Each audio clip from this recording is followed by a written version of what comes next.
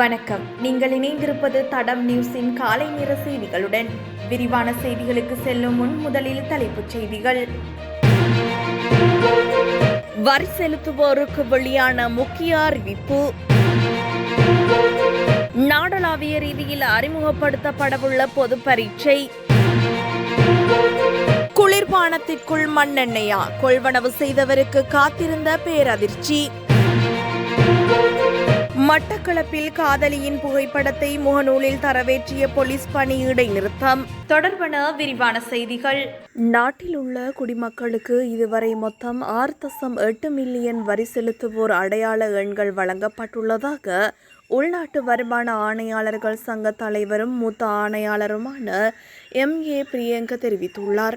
இதனால் அவர்கள் அரசாங்க சேவைகளை பெறுவது எளிதாகிறது என்றும் MA பிரியங்க குறிப்பிட்டுள்ளார். உள்நாட்டு வருமான ஆணையாளர்கள் சங்கத்தின் வருடாந்த மாநாட்டின் போது உரையாற்றும் போதே அவர் இவ்வாறு கூறியுள்ளார். அவர் மேலும் கருத்து தெரிவிக்கையில், நாட்டில் உள்ள ஒவ்வொரு குடிமகனுக்கும் அரசாங்க சேவைகளை பெறுவதை எளிதாக்க டிஜிட்டல் அடையாள குறியீடு வழங்கப்படும் என்று குறிப்பிட்டுள்ளார். நாட்டில் 18 வயதிற்கு மேற்பட்ட 17 மில்லியன் மொத்த மக்கள் தொகையில் கிட்டத்தட்ட 46% டின் எண்கள் வழங்கப்பட்டுள்ளன.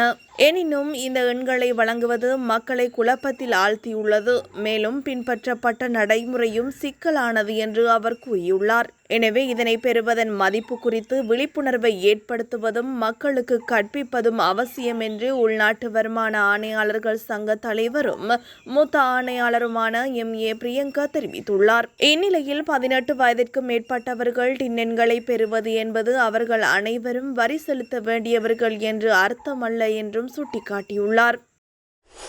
இலங்கையில் உள்ள பல்கலைக்கழகங்களின் நுண்கலை மற்றும் குறிப்பிட்ட சில சிறப்பு பட்டப்படிப்பு அனுமதிக்க தேவையான பொது உளச்சார்பு மற்றும் செயன்முறை பரீட்சைகளுக்கான பொதுமைப்படுத்தப்பட்ட பரீட்சை முறையொன்று அறிமுகப்படுத்தப்படவுள்ளதாக தெரிவிக்கப்பட்டுள்ளது. குறித்த பரீட்சை பல்கலைக்கழக மானியங்கள் ஆணைக்குழுவினால் நாடளாவிய ரீதியில் முன்னெடுக்கப்படும் என தெரிவிக்கப்படுகின்றது. இதுவரை காலமும் அந்தந்த பல்கலைக்கழகங்கள் தனித்தனியாக மேற்கொண்டு வந்த இந்த தெரிவு பரீட்சைகளை இனி பரீட்சைகள் திணைக்களம் நடத்தும் வாய்ப்பு உள்ளதாக தெரிவிக்கப்படுகின்றது. இந்த மாற்றம் குறித்த முக்கியமான கலந்துரையாடல் ஒன்று எதிர்வரும் ஏப்ரல் 1 அன்று நடைபெறவுள்ளதாக தெரிவிக்கப்படுகின்றது. இதுவரை நுண்கலை, மொழிபெயர்ப்பு கற்கைகள், விளையாட்டு விஞ்ஞானம் மற்றும் உடற்கல்வி போன்ற பாடப்பிரிவுகளுக்காக ஒவ்வொரு பல்கலைக்கழகமும் தனித்தனியாக பொது உளச்சார்பு மற்றும் செயன்முறை பரீட்சைகளை நடாத்தி வந்தன.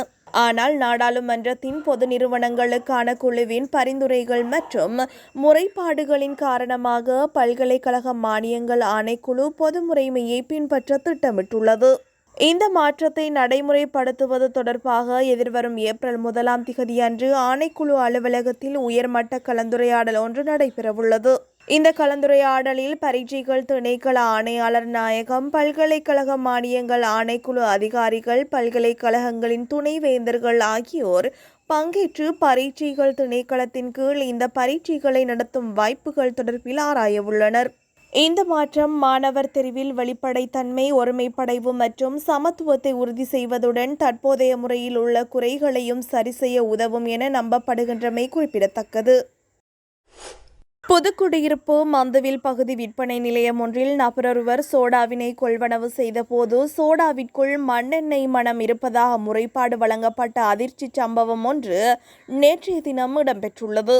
குறித்த விடயம் தொடர்பில் மேலும் தெரிய வருவது, முல்லைத்தீவு புதுக்குடியிருப்பு மந்துவில் பகுதியில் உள்ள விற்பனை நிலையம் ஒன்றில் இருந்து நபர் ஒருவர் வீட்டு வேலையாட்களுக்காக சோடா ஒன்றினை கொள்வனவு செய்துள்ளார். சோடாவினை கொள்வனவு செய்த குறித்த நபரின் வீட்டு வேலையாட்கள் குறித்த சோடாவினை குடித்தபோது சோடாவிலிருந்து மண்ணெண்ணெய் மணம் வந்துள்ளது.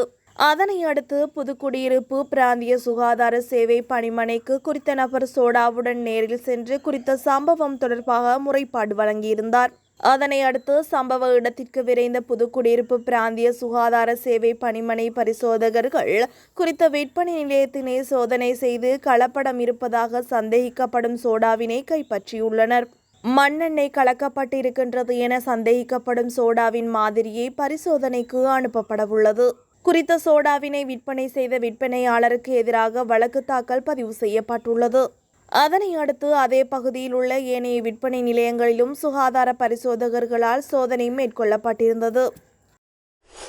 பொத்துவில் பிரதேசத்தில் பெண் ஒருவருடன் திருமணம் கடந்த உறவில் ஈடுபட்ட போது எடுக்கப்பட்ட புகைப்படங்களை முகநூலில் தரவேற்றம் செய்த சம்பவம் தொடர்பாக போலீஸ் கான்ஸ்டாபர் கைது செய்யப்பட்டார். மட்டக்களப்பு மாவட்ட குற்றப்புலனாய்வு பிரிவில் கடமையாற்றி வரும் மட்டு மாவட்டத்தைச் சேர்ந்த போலீஸ் கான்ஸ்டாபர் பணியில் இருந்து இடைநிறுத்தம் செய்யப்பட்டுள்ளதாக போலீஸ் உயர் அதிகாரி ஒருவர் தெரிவித்தார். குறித்த விடயம் தொடர்பில் மேலும் தெரிய வருகையில் பொத்துவில் பிரதேசத்தில் திருமணம் முடித்த பெண் ஒருவருடன் திருமணம் முடித்துள்ள போலீஸ் கான்ஸ்டாபர் திருமணம் கடந்த உறவில் ஈடுபட்ட போது அதனை புகைப்படம் எடுத்து முகநூலில் பிரசுரித்த சம்பவம் தொடர்பாக கடந்த செவ்வாய்க்கிழமை பொத்துவில் போலீசாரால் கைது செய்யப்பட்டார். கைது செய்யப்பட்டவரை பொத்துவில் நீதவான் நீதிமன்றில் நீதவான் முன்னிலையில் ஆஜர்படுத்தப்பட்டதை அடுத்து அவரை 14 நாட்கள் விளக்குமறியலில் வைக்குமாறு நீதவான் உத்தரவிட்டார்.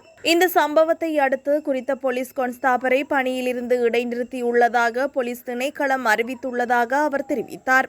இதேவேளை கடந்த ஜனவரி தொடக்கம் இன்று வரை மட்டக்களப்பு மாவட்டத்தில் ஒழுக்கம் மீறி நடந்து கொண்ட 3 போலீசாரை பணியிலிருந்து இடைநிறுத்தியுள்ளமை குறிப்பிடத்தக்கது.